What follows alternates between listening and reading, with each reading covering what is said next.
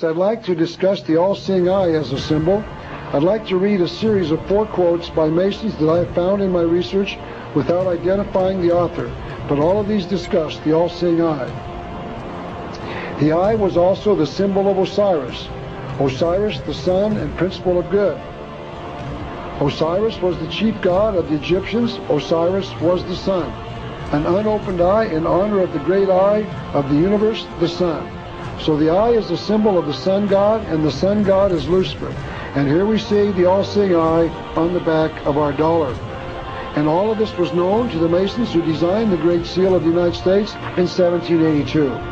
The serpent is also a symbol used by the Masons in America.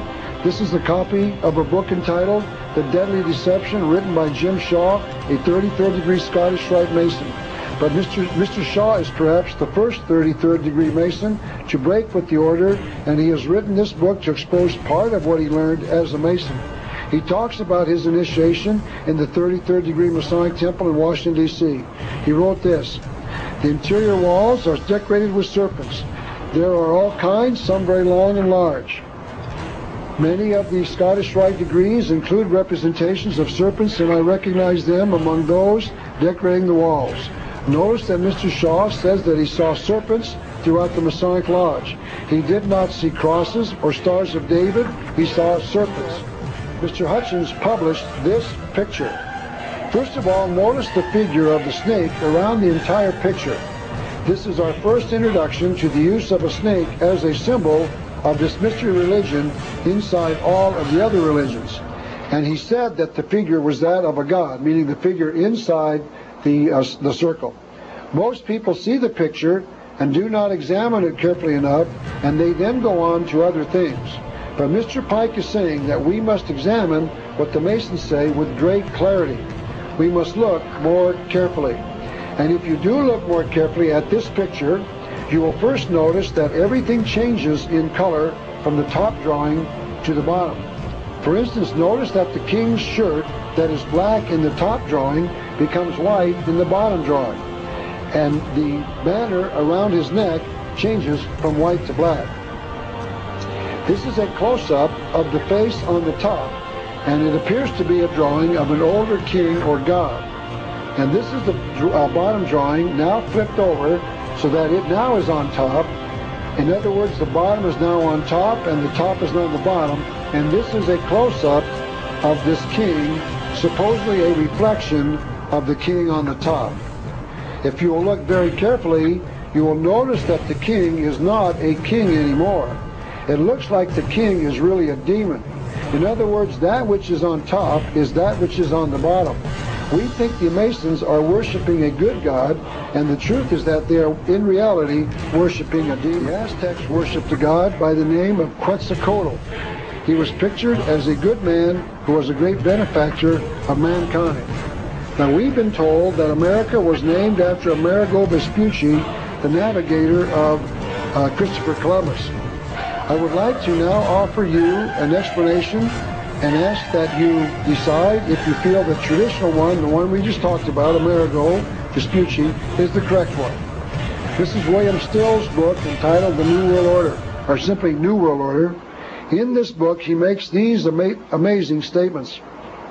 Even the name America may be the product of secret societies. In an 1895 edition of a magazine named Lucifer, published by the Occult Theosophical Society, author James Price gave an interesting insight in the meaning of the name America. He said that the supreme god of the Mayan culture of Central America, known as Quetzalcoatl elsewhere, was known as Amaru in Peru. Amaru's territory was known as Amaracu, and according to Price, from the latter comes our word America. Amaracu is literally translated land of the serpent. Mr. Price was not the only one to make this claim. I read a book that is now out of print entitled Atlantis, Mother of Empires by Robert B. Stacy Mudd. I am not here to comment on whether or not this author's contentions that the Mayas were from a legendary continent called Atlantis, but I will tell you that he builds an excellent case that Quetzalcoatl, the Toltec god, was known as Kukulkan amongst the Mayans. In Peru, he was known as Amaru. But both of these names have an identical meaning, in other words, the feathered serpent. From the Peruvian word comes Amaru Ka, and one of the key Masonic writers agrees. According to Manly P. Hall in his book entitled America's Assignment, that since the serpent is frequently a symbol of Lucifer, it is no exaggeration to extrapolate from this that America may well mean land of Lucifer. That completely fits our story so far, doesn't it? Our nation was committed to Lucifer by our founding fathers at the very beginning of our nation because they knew that America was the land of Lucifer. They knew what the name Amaru to Amaraku meant. That is why they selected the Great Pyramid of Cheops as a symbol of this nation.